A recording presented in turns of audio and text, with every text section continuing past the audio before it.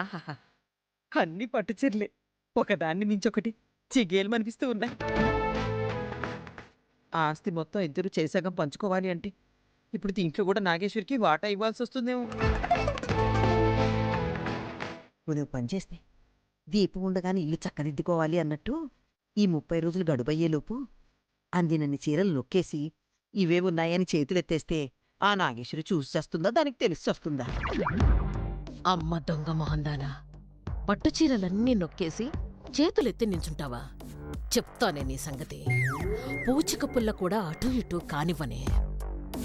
1 2 3 6 3, 6నా? 4, 5 అంకెల్ని మింగేశావా అక్క?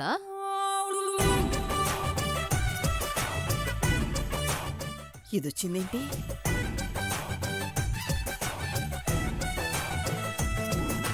ఏంటమ్మా ఇది? ఎవరికి వాళ్ళని నిర్ణయించుకుని ఇంట్లో గీత కూడా గీసి వేర్పడిన తర్వాత ఇలా కిటికీలోంచి తొంగి చూడడం ఏం పద్ధతిగా లేదు. నువ్వు చేస్తున్న పని మాత్రం పద్ధతిగా ఉందా? నేనేం చేశాను? పట్టుచీరలు లెక్క పెడుతున్నాను. లెక్క పెడుతున్నావా?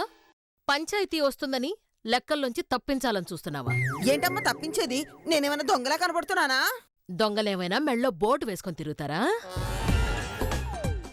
ఏంటి? దీపం ఉండగానే ఇల్లు చక్కబెట్టేస్తావా? అమ్మా, ఈ దొంగ మొహంది వినేసిందన్నమాట. ఇలాంటి తింగరి వేషాలు వేశావంటే బతికుండగానే నీ తలకి కురివి పెట్టేస్తాను. అంటే ఎవరేమనుకుంటున్నారా అని దొంగచాటుగా వింటున్నావన్నమాట. నేను దొరలాగే విన్నాను. నువ్వే దొంగలాగా పట్టుచీరల్ని దాచేసే ప్రయత్నం చేస్తున్నావు. దాచిపెట్టాల్సిన కర్మ నాకేంటి? మా అత్తగారు నాకేమేం పెట్టారా? ఆ చీరలు నేను తీసుకుని మిగతా చీరలు నీ మొహాన కొట్టాలని దుకాణం పెట్టాను. కొడదామని పెట్టావో కొట్టేద్దామని పెట్టావో నాకు తెలుసు. ఇదిగో నాగేశ్వరి, వంకర మాటలు మాట్లాడద్దు చెప్తున్నాను. నీ పనులు తిన్నగా ఉంటే నా మాటలెందుకు వంకరగా వస్తాయి? నేను ఈ ఇంటి పెద్ద కోడల్ని, మర్చిపోవద్దు. వాటాలు పంచాలని ఎప్పుడన్నావో అప్పటితోనే పెత్తనాలు పెద్దరికాలు పోయాయి. ఇప్పుడు నా ఇంటికి నేనే పెద్దని. నా మీద పెద్దలు గిద్దలు ఎవ్వరూ లేరు. నీ గురించి మనత్త నాకు అప్పుడే చెప్పిందిలే. ఏమని? చిన్న కోడలు పొగరబోద్ది, అందం అనుకో ఉన్నదానివి, మంచి మర్యాద తెలిసిందానివి, నువ్వే అన్ని దగ్గరుండి చూసుకోవాలి అని నా దగ్గర మాట తీసుకుంది. అందుకే తాళాల గుత్తి నాకిచ్చింది. నీకు ఎప్పుడు చెప్పిందో తెలియదు గాని నీ గురించి నాకు చెప్పింది. నేను నమ్మను. నేను చూస్తుండగా మనత్త నీతో ఎప్పుడు మాట్లాడలేదు. నువ్వు చూడనప్పుడు చెప్పిన సంగతే ఇప్పుడు చెప్తోంది. ఏం చెప్పింది? పెద్ద కోడళ్ళని చెప్పి ఒక నెత్తి కోతల దాన్ని తెచ్చి నెత్తి మీద పెట్టుకున్నాను. దానికి ఊ అంటే ఆ రాదు, తాళాల గుత్తి బొడ్లో దోపుకొని తిరగాలిలా తిప్పుకుంటూ తిరగడం తప్ప చదువు సంజాలిని మొద్దు అని. నువ్వే తెలివైన దానివి, పైగా చదువుకున్న దానివి, దాన్ని ఓ కంట కనిపెడుతూ ఉండు, తోక జాడిస్తే కత్తిరిస్తూ ఉండు అని చెప్పింది. మన అత్త అలా ఏం చెప్పుండదు. చెప్పిందో లేదో నువ్వే ఓసారెళ్ళి కనుక్కో. ఎక్కడికి? పైకి. చిచ్చి, అయినా నీతో నాకు మాటలేంటి? నాది సేమ్ డైలాగ్. ఇదిగో, మర్యాదగా 50-50 పంచావా? సరే సరి. అలా కాకుండా ఎక్స్ట్రాలు చేస్తే పట్టు చీరలకి కక్కుర్తి పడ్డ మాచినేని లోకేశ్వరి అని ఇప్పుడు పెట్టిస్తా పంచాయతీ. అంత కర్మ నాకేం పట్టలేదు. అయితే పంచు. ఏంటి పంచేది? పంచి మీద అంచు. 30 రోజుల దాకా ఏ పంపకాలు లేవని నీ కోడలు తీర్పు చెప్పింది, మర్చిపోయావా? అప్పుడు ఆ చీరలన్నీ సర్దేసి బీరువాలో పెట్టి తాళం వేసి తాళాలు దేవుడి మందిరంలో పెట్టు.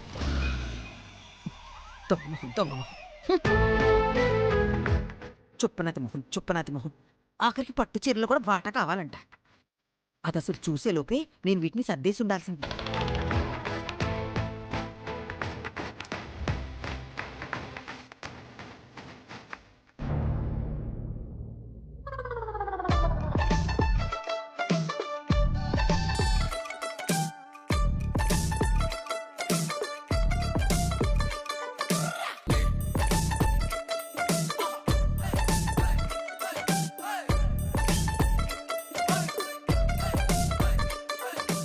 ఏంటి అలా చూస్తున్నావు? ఈ గీత ఏంటండి? నువ్వు గీసిందే. పంచాయతీలో లేడీ పెదరాయిలా తీర్పిచ్చావు కదా, మధ్యలో గీత గీయండి అని. తీర్పు కుటుంబానికే, సంసారానికి కాదు. నువ్వు కాదంటే ఇదేం చెరిగిపోదు.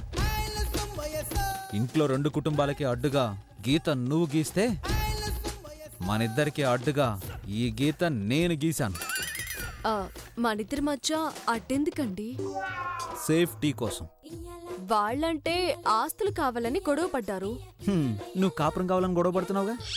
గొడవ పడ్డం లేదు, ఆశ పడుతున్నాను. డాయ్ తిప్పుకుంటున్నావంటే మూతి పగలు కూడా వస్తాను. Go back back. ఇది అల్లటప్ప గీత కాదు. ఆనాడు రామాయణంలో సీతాదేవి కోసం గీసిన గీత కన్నా పవర్ఫుల్. రామాయణంలో గీత లక్ష్మణుడు గీశాడు. అందుకే రావణాసురుడు సీతని ఈజీగా ఎత్తుకుపోయాడు. అందుకే ఈ గీత రాముడు లాంటి ఈ రామ్ గీశాడు. అంటే సీతాదేవిలాగే నన్ను కూడా ఎవరైనా ఎత్తుకుపోతారేమోనని భయమా? నిన్ను ఎత్తుకెళ్ళిపోవడం. నా బతుకు చెడా. ఇలాంటి డైలాగులు విని కూడా నేను ఇంకా బతుకున్నానంటే నాది కట్టిపెండమే. అవునండి, నా తాళి గట్టిదని నాకెప్పుడు తెలుసు. సోపులేయడం ఆపి నీ బోర్డర్లో నువ్వు పడుకో. అంటే నేను పక్కన లేకుండా మీరు ఒంటరిగా పడుకోగలరా? హా, రోజు నేను దగ్గరికి లాక్కుని గట్టిగా గౌగిలించుకొని పడుకుంటున్నాను. మరి నేనేం కాదన్నానా ఏంటి? నర్మా, సీరియస్లో కామెడీ చేసావంటే మధ్యలో ట్రాజెడీ అయిపోద్ది. ముందు విశ్వామిత్రుల్లాగా ఇలాగే బెట్టు చేస్తారు, ఆ తర్వాత లైట్ ఆఫ్ చేసి మంచం మీద పడుకోగానే మీకు చిలిపి చిలిపి ఆలోచనలు వస్తాయి. శ్వాస భారంగా వస్తుంది, వెచ్చగా నా వీపుకి తగులుతుంది. ఆ తర్వాత అబ్బా, నిజంగా 2 పూట్ల కాపురం చేసిన జంటకు కూడా ఇన్ని రొమాంటిక్ డైలాగ్స్ ఉండవే. ఆహా, ఏయ్ గీత, ఆ గీతనే. నేను చెప్తుంది కింద ఉన్న గీత గురించి. వెళ్ళదలకే. గీత దాటామంటే బాగోదు చెప్తున్నా. నేను రూల్స్ విషయంలో చాలా స్ట్రిక్ట్గా ఉంటాను. ఆహా, దాటితే ఏం జరుగుతుంది? నీకు నాకు 3వ వరల్డ్ వార్ జరుగుతుంది. నేను వరల్డ్ వార్ ఒక్కసారి కూడా చూడలేదండి. ఒక్కసారి దాటుతానండి ప్లీజ్ అండి. ఏయ్, మూతి పగిలిపోద్ది. ఎదవ ఎక్స్ట్రాలు చేయకు. నేను దాటితే ఇన్ని చెప్తున్నారు, ఒకవేళ మీరు దాటితే అప్పుడేం చేయాలి? నేను దాటను. ఒకవేళ దాటితే ఏం చేయాలో చెప్పండి. నేను గీసిన గీతని నేనెందుకు దాటుతానే? ఛాన్సే లేదు. దాటించే ఛాన్స్ నేను తీసుకుంటానండి. ఒకవేళ దాటితే నువ్వేం చెప్తా చేస్తానే. మళ్ళీ చెప్పండి. నువ్వు ఏం చెప్తే అది చేస్తాను. ఏంటి? ఏం చెప్పినా? నీ కోరస్ వెనకాల బ్యాక్గ్రౌండ్ ఏంటో నాకు తెలిసే. ఏం చెప్పినా అని సాగది ఎక్కర్లేదు.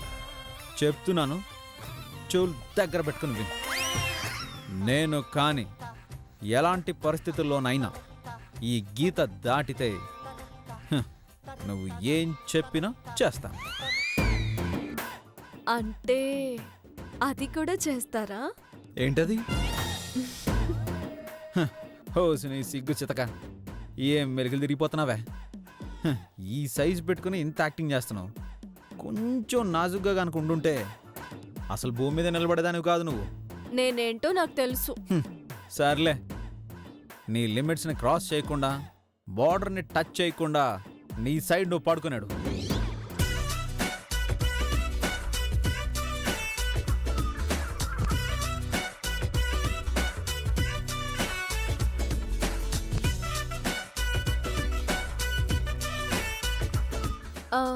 ఏమండి, ఆ ఫ్యాన్ వేయండి. తెచ్చుందంటే నీకు నాకు పనులు చెప్తున్నావు. ఫ్యాను మీ బార్డర్లోనే ఉంది మరి.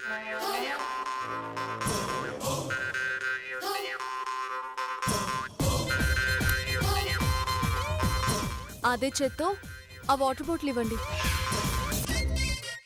అది కూడా ఇటే తగలడిందా? తీసుకా తాగి సాగు.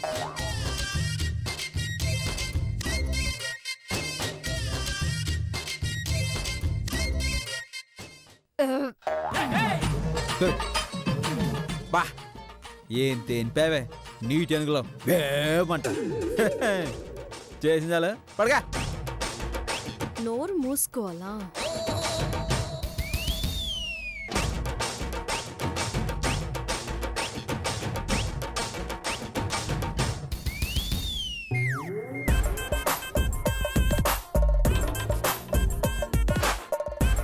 ఏయ్, కాలు ఏంటది? కాలు. అది తెలుస్తూనే ఉంది. బార్డర్ క్రాస్ చేసి ఇటు వేసావేంటా అని. ఆ ఇదో పెద్ద ఇండియా పాకిస్తాన్ బార్డరు క్రాస్ చేసాం మరి. నేను బార్డర్ క్రాస్ చేస్తే ఏంటని అడిగావు కదా. మిమ్మల్ని అడిగాను కానీ నేను క్రాస్ చేయనని చెప్పలేదు కదా. ముందు కాల్ తీస్తావా లేదా? తీయను. ఏంటంట? ఇదిగో మనం ఒక అగ్రిమెంట్ అనుకున్నాం కదా, న్యాయంగా పోవాలి కానీ ఇలా రౌడీజం చేయకూడదు. నేను బయట ఎక్కడ రౌడీజం చేయను, కానీ ఎందుకో మీ దగ్గర సరదాగా అలా చెయ్యాలనిపిస్తోంది. నేను మరి ఎంత జోకర్లా కనిపిస్తున్నాను దీనికంటికి. మర్యాద చెప్తున్నాను, కాల్ తీస్తావా లేదా? తీయను అని చెప్తున్నానుగా. మీకు అంత ఇబ్బందిగా ఉంటే మీరే ఇటు జరపండి. ఏను పదాన్ని జరపడం మనిషి వాళ్ళు అవుతుందా? ఇదిగో మీరు వెటకరం చేయడం ఆపకపోతే మొత్తం అటే వచ్చేస్తాను. ఆ తర్వాత ఏం జరిగినా నాకు సంబంధం లేదు, ముందే చెప్తున్నా. వద్దు తల్లోయ్, నీతో నేను పడలేను. నువ్వు మీద పడితే నేను బతకలేను. నీకు నచ్చినట్టు నువ్వేడు. Good night.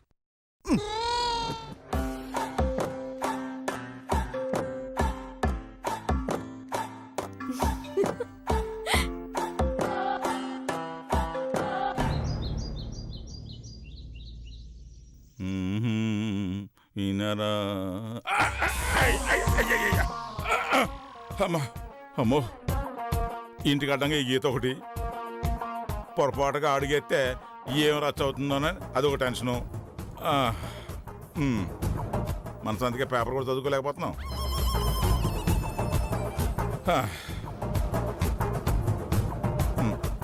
ఏదైనా 50-50 కదా. ఇది మెయిన్ ఎడిషను.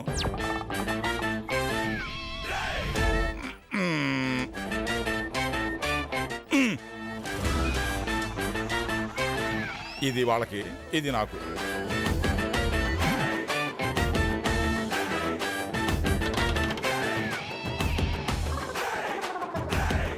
అమ్మయ్య, ఇప్పుడు హ్యాపీగా ప్రశాంతంగా చదువుకోవచ్చు. నానా, ఇది ఇవాల్టి పేపరేనా? ఇవాళతే కదరా. మరి ఆలోచించేసావేంటి? ఏదైనా 50-50 అన్నారు కదరా, అందుకే సగం వాళ్ళకి సగం మనకి. ఏడ్చినట్టుంది. ఇంకొక పేపర్ అక్కడ ఉంది కదా. ఎక్కడరా? అనవసరంగా దించేశాను. ఈ మొక్కలు తీసుకుని ఏం చేసుకోను?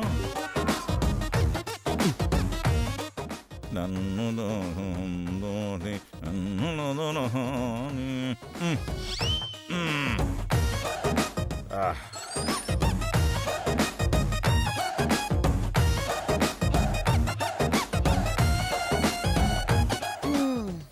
ఏంటి తెల్లారుగానే హాల్లో తయారయ్యి ఏం చేస్తున్నారు? రాష్ట్రానికి నేను చేయాల్సిన సేవలు ఏమైనా ఉన్నాయేమోనని పేపర్లో ఎత్తుకుంటున్నాను. ఇంటికి టికానా లేదు గాని రాష్ట్రానికి.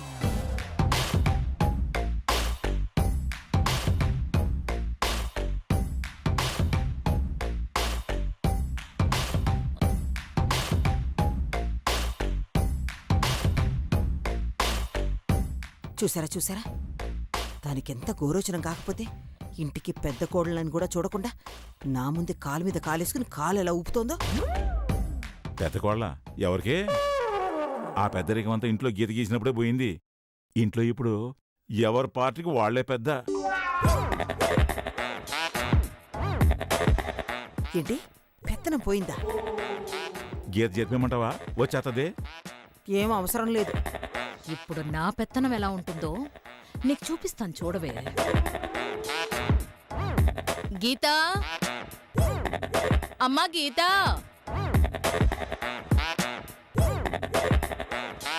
పిలిచారా అత్తయ్య?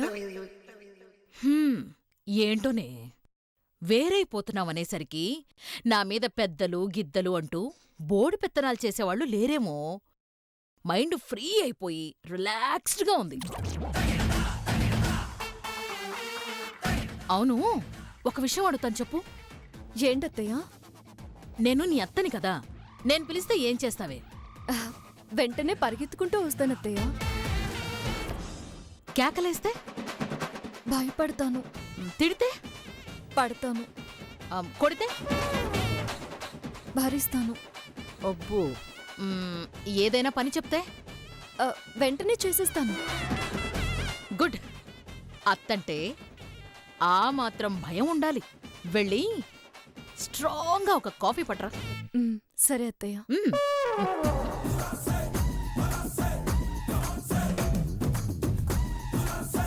ఇక్కడ నీకే కాదమ్మా, నాకు కోడలుంది. తను నేనేం చెప్పినా చేస్తుంది. చాలా బాగా చేస్తుంది. ఇన్నాళ్లుగా నేను చూస్తూనే ఉన్నాను కదా. ప్రియా, అమ్మా ప్రియా.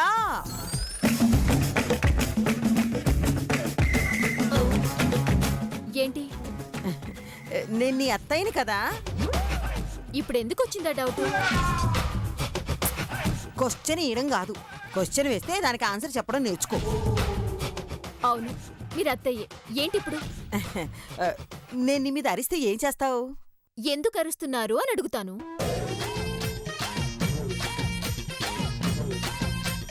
ఏంటి అలా సమాధానం చెప్తావు? అవును, అరిస్తే ఎందుకు అరుస్తున్నారనే కదా అడగాలి. సరే, అది వదిలేసి. నేను తిడితే పడతావా? తిరిగి కొడతాను.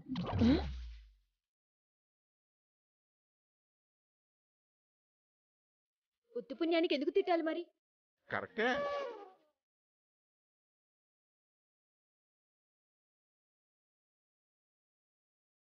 చుట్టుపక్కల పరిస్థితుల్ని గమనించి సమాధానం చెప్పడం నేర్చుకో. అక్కడ వాళ్ళకే కోడలున్నట్టు, తనేం చెప్పినా వాళ్ళు చేసేస్తున్నట్టు బిల్డప్ ఇచ్చేస్తున్నారు. ఓహో, నాగేశ్వరి ఆంటీ చెప్తే గీత తలాడిస్తుంది కాబట్టి ఈవిడ ముందు నేను తలాడించాలనుకుంటుందనుకుంటా. ఇప్పుడు చెప్పు, నేనేమైనా చెప్తే నువ్వేం చేస్తావు? వెంటనే చేస్తానత్తయ్య. అవతలి వాళ్ళకి స్ట్రాంగ్ కాఫీ అంట. నేను మీకు డబుల్ స్ట్రాంగ్ కాఫీ పెట్టి తెస్తానత్తయ్య. అది అత్తగారంటే ఆ మాత్రం భయం ఉండాలి. పో. భయమా నీ బొంద? ఆస్తి పంపకాలు అవ్వనివ్వు, చెప్తా నీ సంగతి.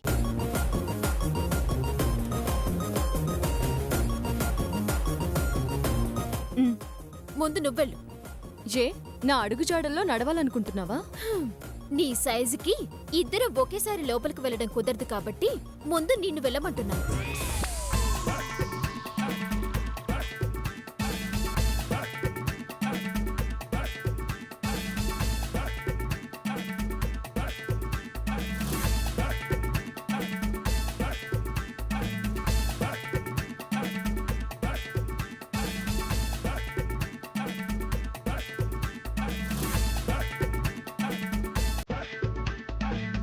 మా అత్తయ్యకి స్ట్రాంగ్గా ఉండాలి.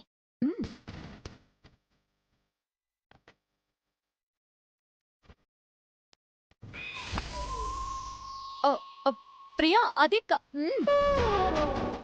ఏదో మాకు తెలుసు. ఏ కిచెన్ మాకేమైనా కొత్త? అది కాదు ప్రియా, నేను చెప్పేది కాఫీ పొడే. నా కళ్ళు నన్ను మోసం చేయవు. నువ్వే నాకు సలహాలు ఇవ్వాల్సిన అవసరం లేదు. నీ పని నువ్వు చూసుకో.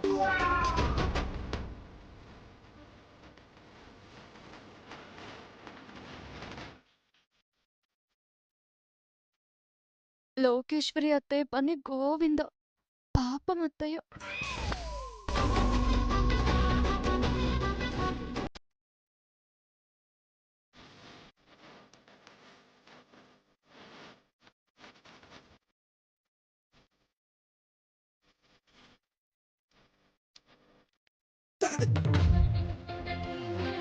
అత్తయ్య,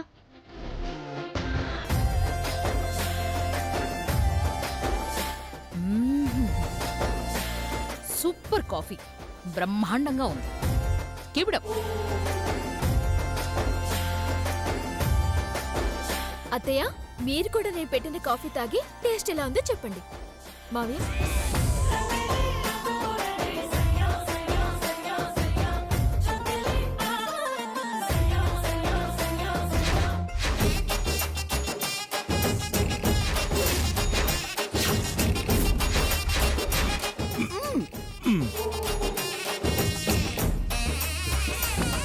ఈ తింగర మొహంది కాఫీలో కారం వేసిందేంటి?